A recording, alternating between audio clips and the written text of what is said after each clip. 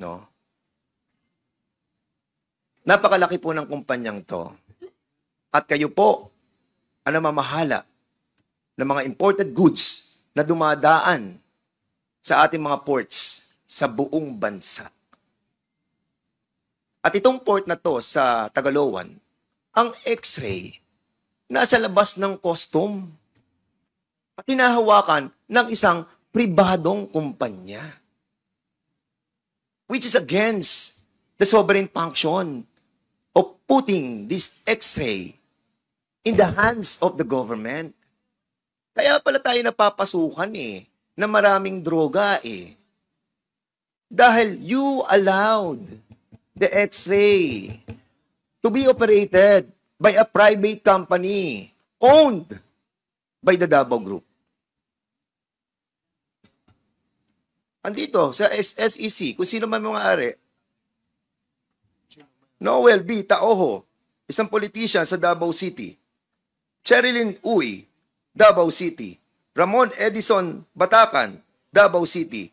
Socorro Agreso, Davao City. They owned this private corporation that operated this designated examination area outside the premises of the government. Mr. Chairman, don't you think it's problematic that you did not do something when you were the commissioner of the custom? Pareho kayo, both of you. Tell me. Sige, Commissioner Paldon. I tried, Mr. Chair, but I seen a bigger problem than that. If I may be given a... Sure, surely. Go ahead. Not just the examination area is problematic. I find it also problematic that the contract of the X-ray entered into between the Philippine government and a Chinese supplier. It is the Chinese supplier who maintains the X-ray machines. So pag nasira, it is the Chinese supplier who repairs it and everything. So it makes it very impossible for customs to really...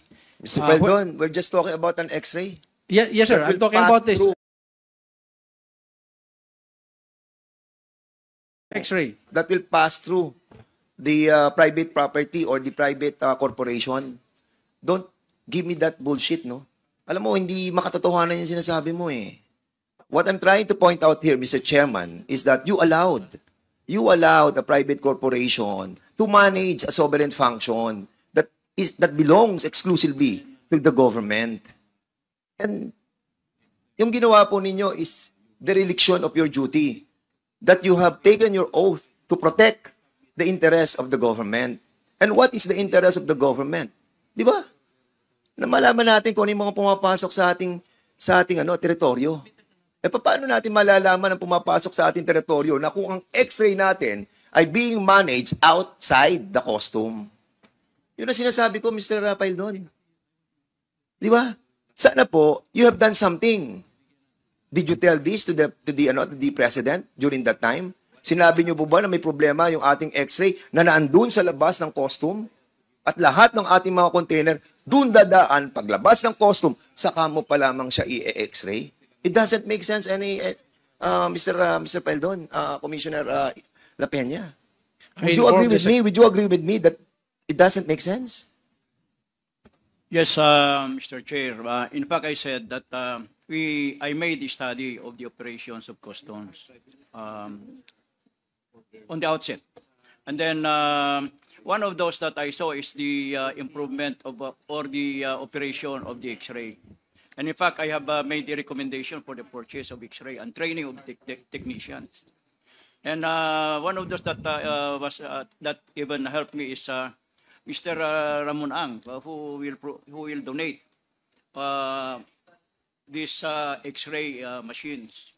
And he said that I will provide the personnel, we will just train. Okay. So that was on the way. And I was just overtaken by events because of the magnetic lifter. Okay. Sir, Did you tell this to the president, that we have the former president? Because alam natin na nasa labas yung X-ray eh. And being managed by the Golden Sun, owned by Mr. Dennis Uy. So ngayon, sinabi ba natin sa presidente na, sir, hindi pa pwede ang X-ray nasa labas kasi function po yan ng ating estado. Sinabi niyo po ba sa former president? Mr. Chair, I did not tell the President, but we were on the work.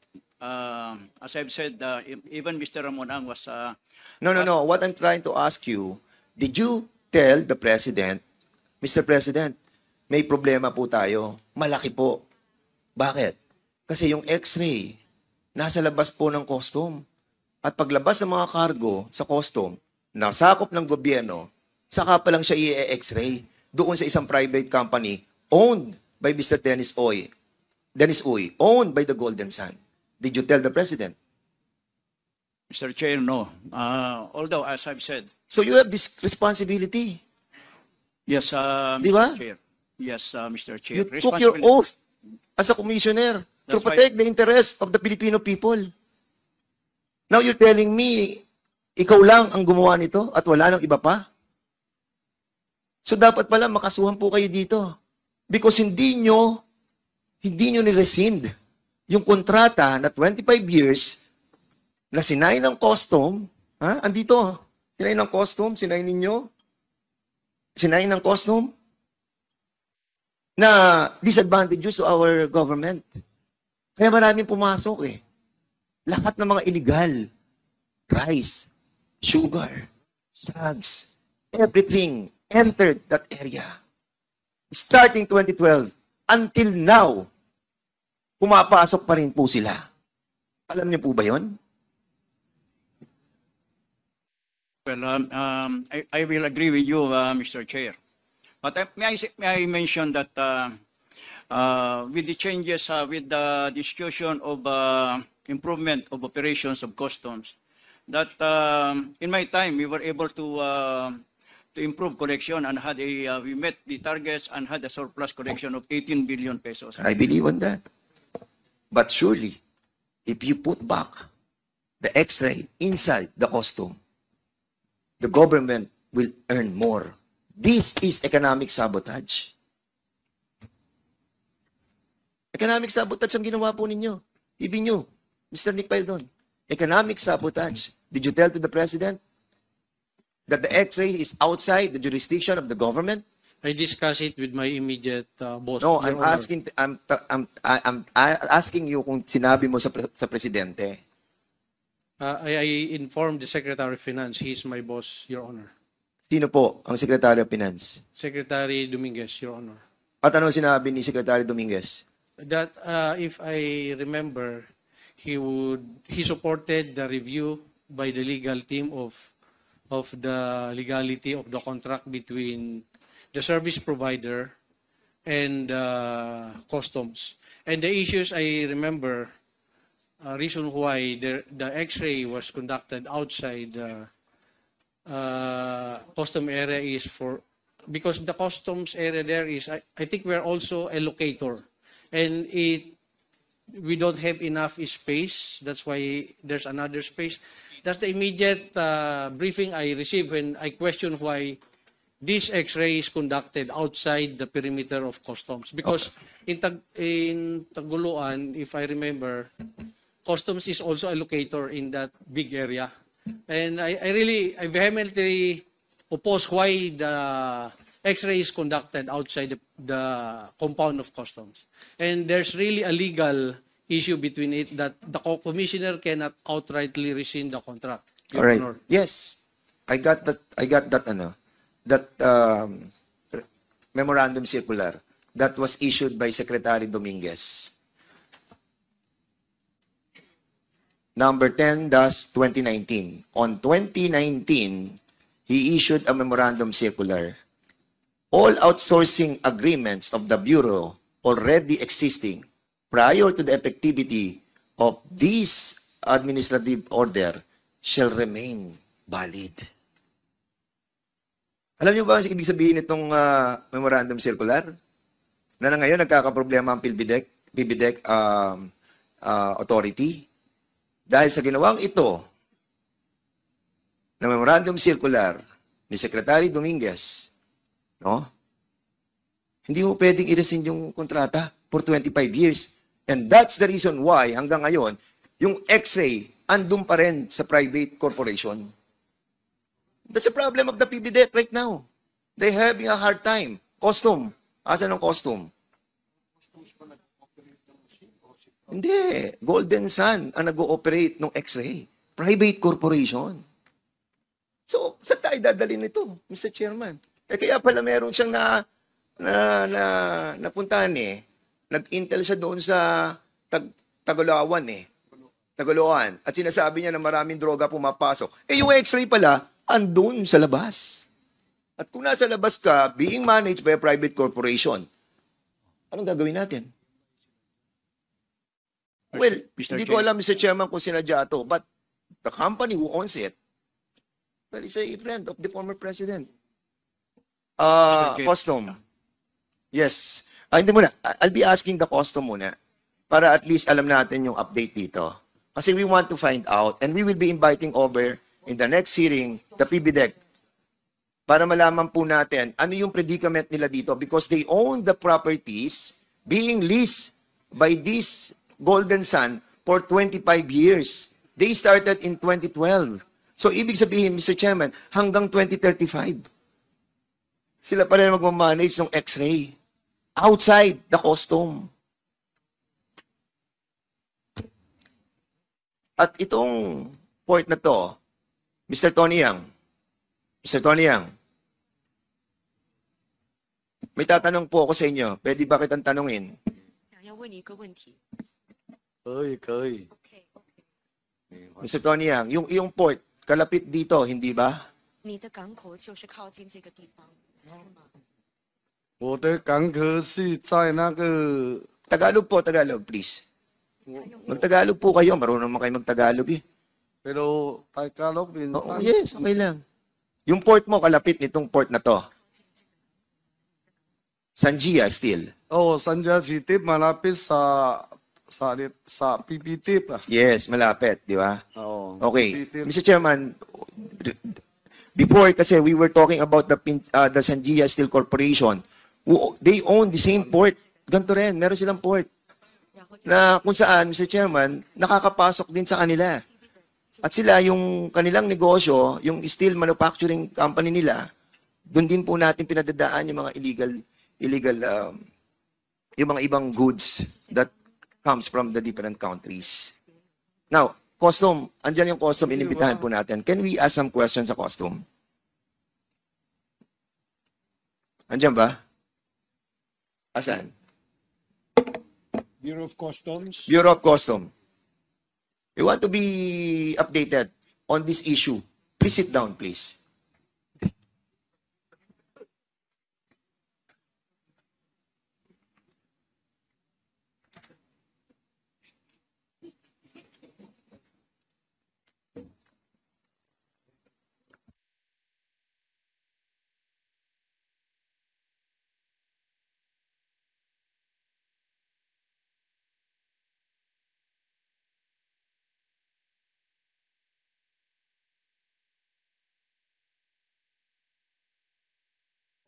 Custom. May we ask about the path of going through this? Because the contract with the Golden Sun Cargo Terminal Corporation hanggang 2035, 2037. So, can you give us some updates on this issue? Kasi this will, ito po malaking kawalan ng pera sa gobyerno. Ang dami pumapasok dito. Kaya pala nawawalan tayo ng maraming containers because dito po pumapasok eh. Yung mga smuggled goods dito pinapasok eh. Surely dito. Bakit? Nasa labas yung X-ray po ninyo eh, di ba? So tell us.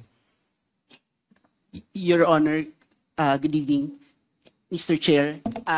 To be candid, at that time, Your Honor, I was still not connected with the BOC, but I have contacted our superiors to seek the proper information, Your Honor. But at this time, Your Honor, I cannot give you the answer, Your Honor. Okay, can you please ask them?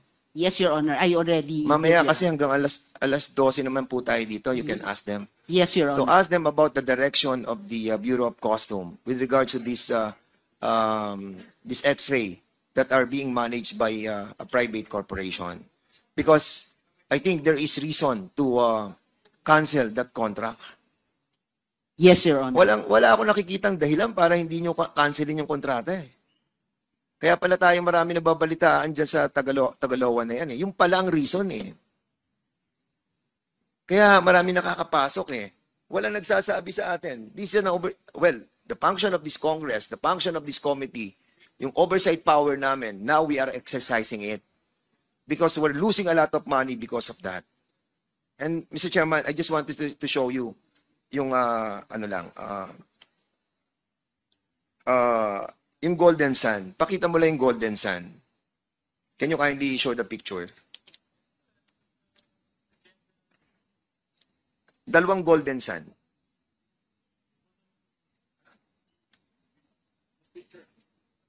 Oh, yung picture. Two.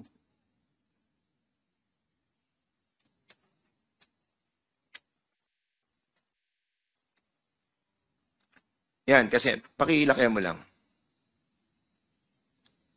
Mr. Chairman, ito po yung Golden Sun 999 Reality and Development Corporation na binabanggit po nyo kanina. At ito namang nasa kanan, ito yung Golden Sun na nag-ooperate po doon sa Tagaloan.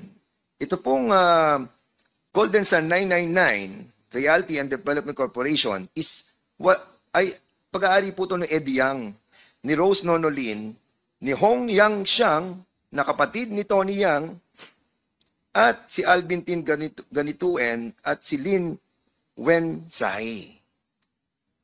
So, basically, makikita na muna po yung mga connection. And even dito sa ating government, napapaikot po tayo. They were able to get a subcontract lease, no, para mag-operate sila in a private capacity to the detriment of the government, losing a lot of money because the custom allowed it. For the meantime, Mr. Chairman, yun lang po muna at maraming salamat po. Mr. Chair, Thank you for your Mr. short. Chairman. Yes, Commissioner La Peña. may I just express my agreement with the Honorable Congressman Fernandez. And indeed, our revenue collection will greatly improve if we have those X-rays. And in addition, maybe you can include this also in the program, is the automation of our customs. That from the port of origin, there will be already a declaration of the amount of the goods that enters our country. So pagkagaling doon sa port of entry,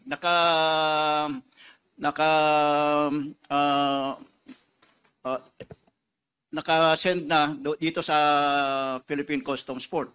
So kukuliktahin na lang. And then even if we automate, even yung mga brokers hindi na kailangan pang magpunta diyan sa customs area.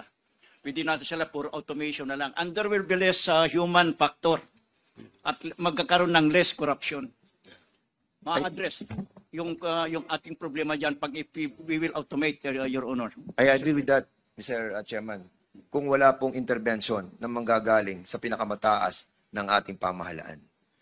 Mr. Chairman, I would like to invite yung sub-collector ng PBDEC Port sa MCT operated by the MIC PSI, si Attorney Tom Tagra, ang sub-collector niyan. At yung sa MCT Port Tagaloan, collector ng Region 10, si Mr. Alexander Lomontad. And at the same time, we need to invite those personalities as well of the Golden Sun,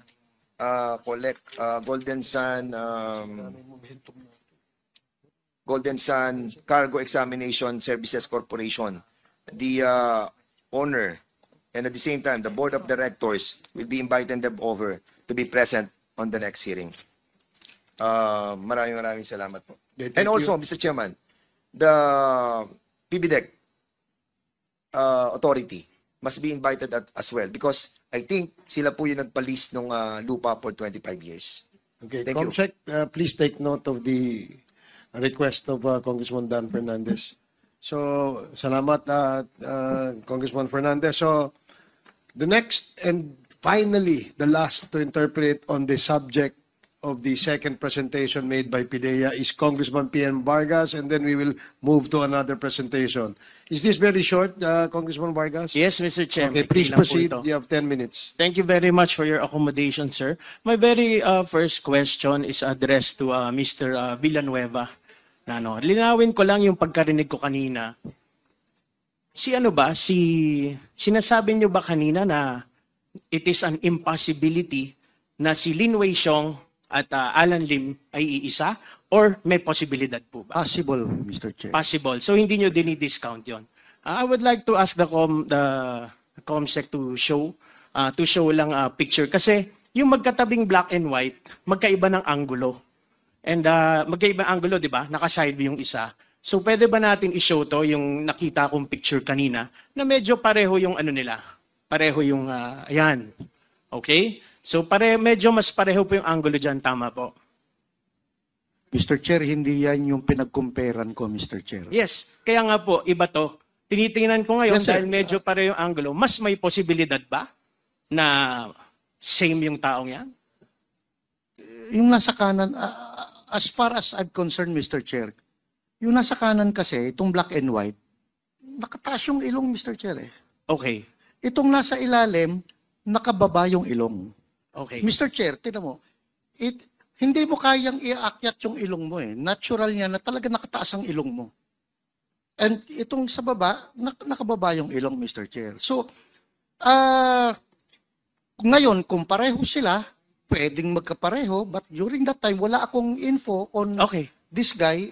It can be possible. It's possible then also, Mr. Chair, na hindi sila pareho. Na hindi sila pareho. Possible din na pwedeng nagkaroon ng augmentation sa mukha. Pwede rin, Mr. Pwede Chair. rin, di ba? Yes, sir. Pero hindi mo sinasabing imposible. Yes, Mr. Okay.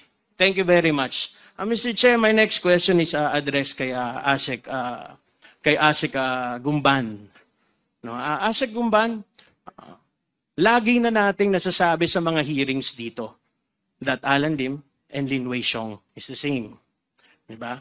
At your boss in the last hearing confirmed that there is a very reliable source.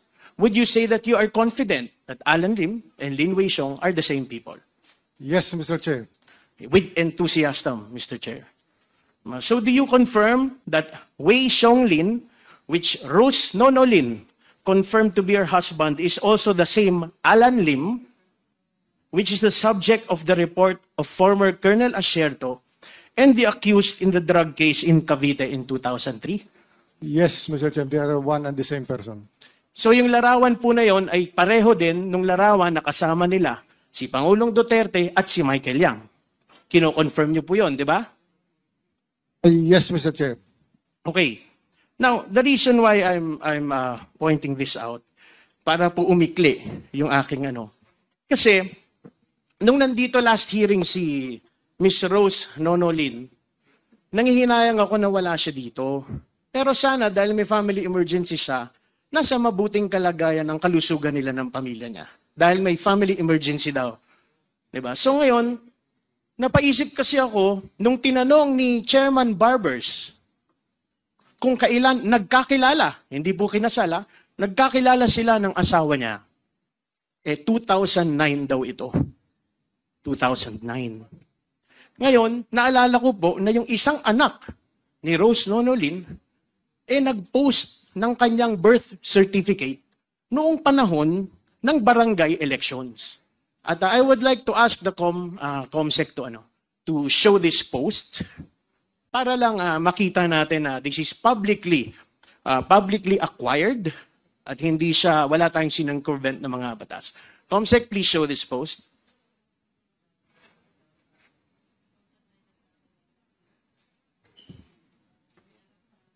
So dito, i-establish natin ay ito, Mr. Chair.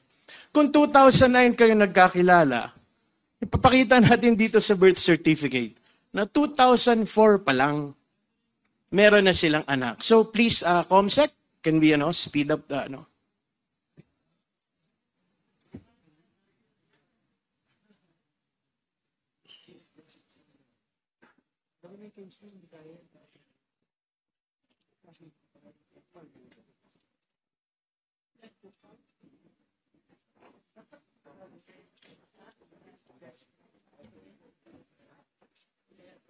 Kanina pa po inayos na, Mr. Chair. Please bear with us.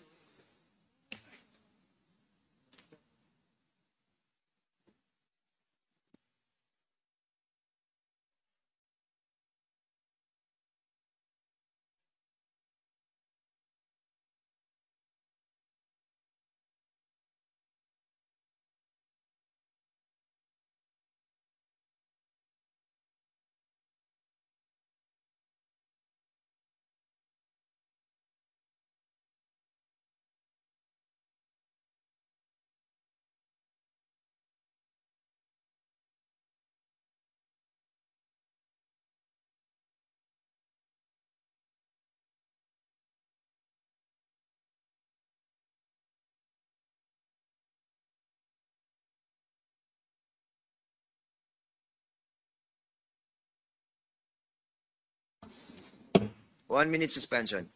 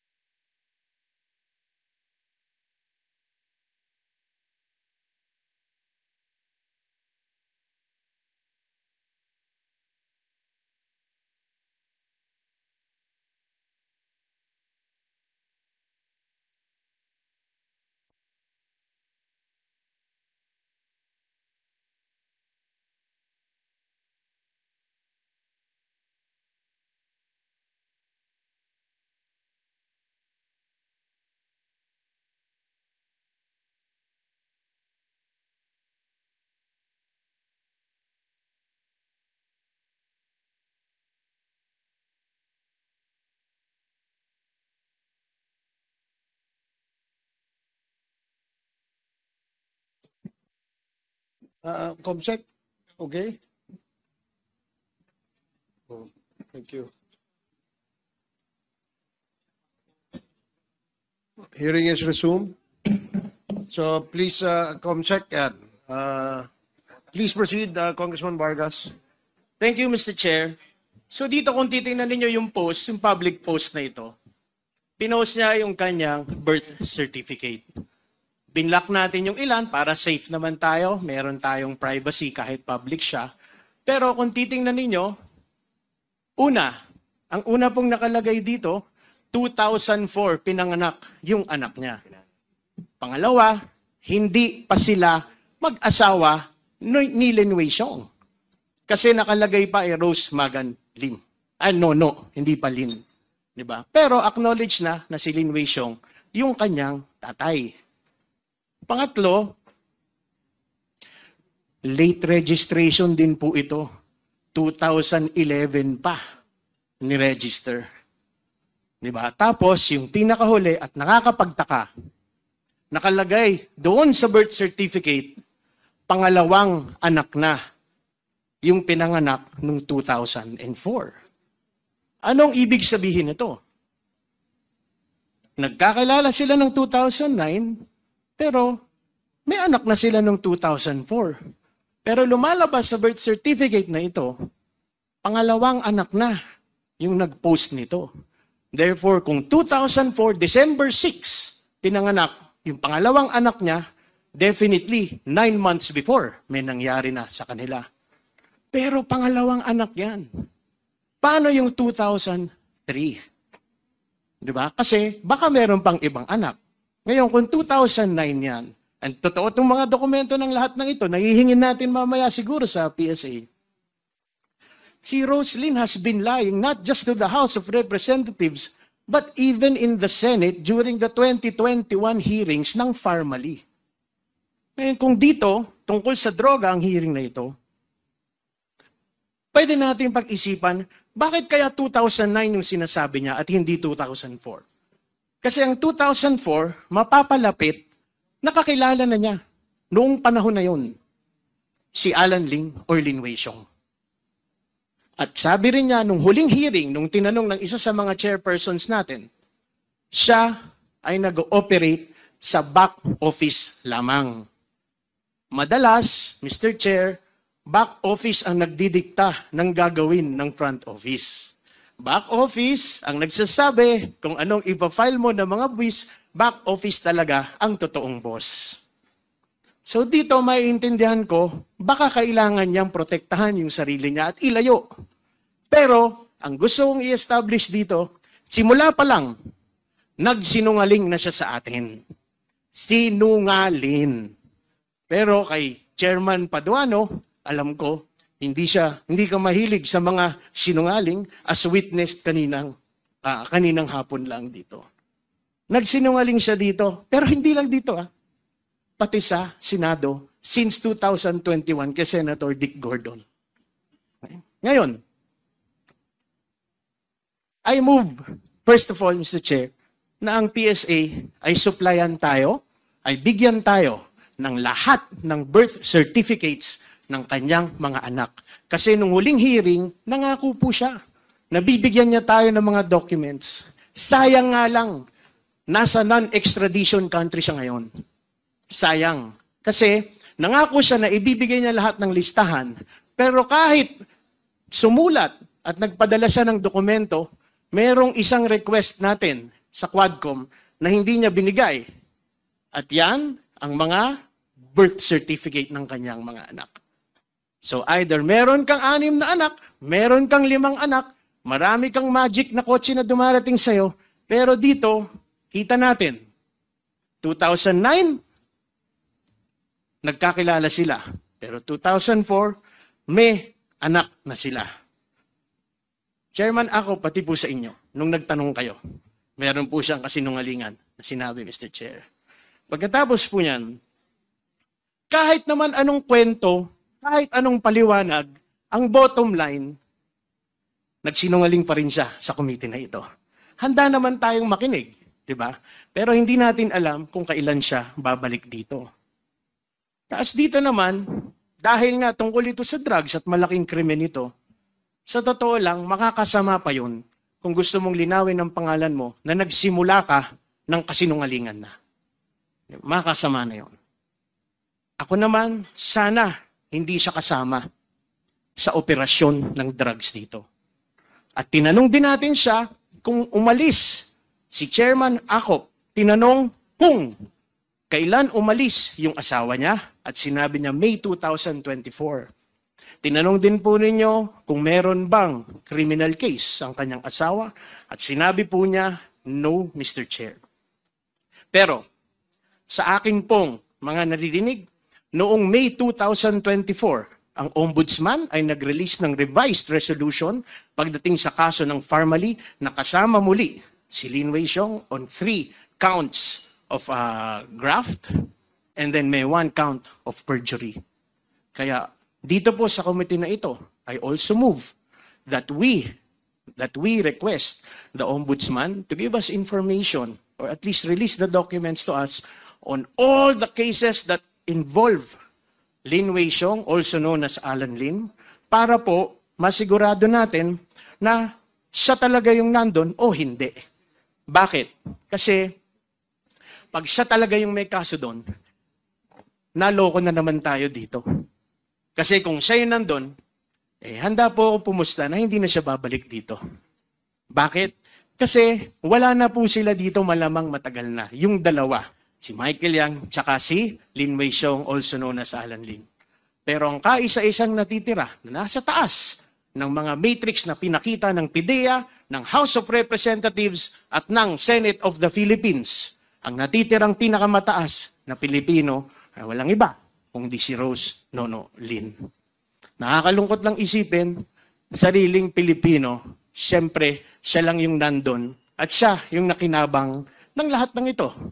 Bakit?